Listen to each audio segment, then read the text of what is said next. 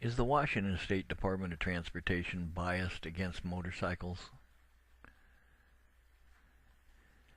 There is some evidence to reinforce that belief within WSDOT's own publications.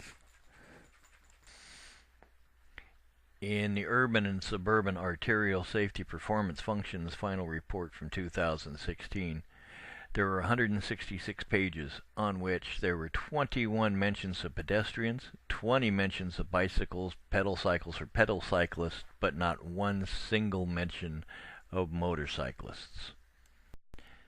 In the companion 2-lane rural highway safety performance function report, 404 pages contained 34 mentions of pedestrians, 33 mentions of bicyclists, and again, no mention of motorcyclists.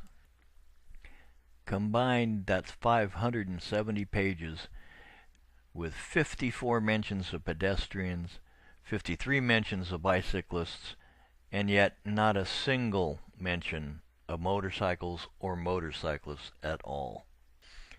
In the 2011 study on centerline rumble strip, study found that the percentage of serious or fatal motorcycle crashes rose from 30% to 53% after centerline rumble strips were installed.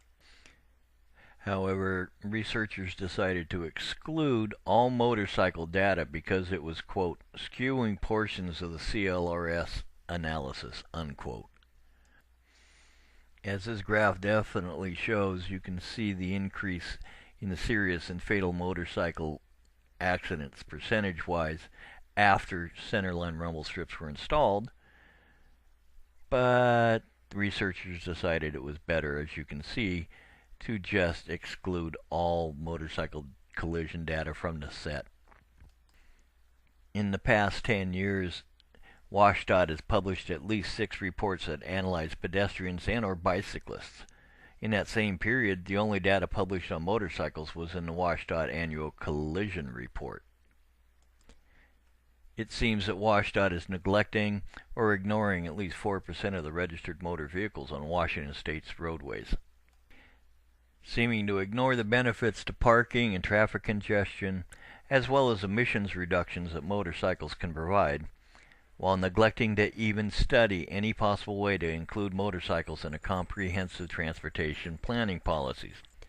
WSDOT seems to even resist the idea that safety features that work well for automobiles can create fatal hazards for motorcyclists, even to the extent of blatantly exempting data that may show such information in order to support their agenda's desired outcome.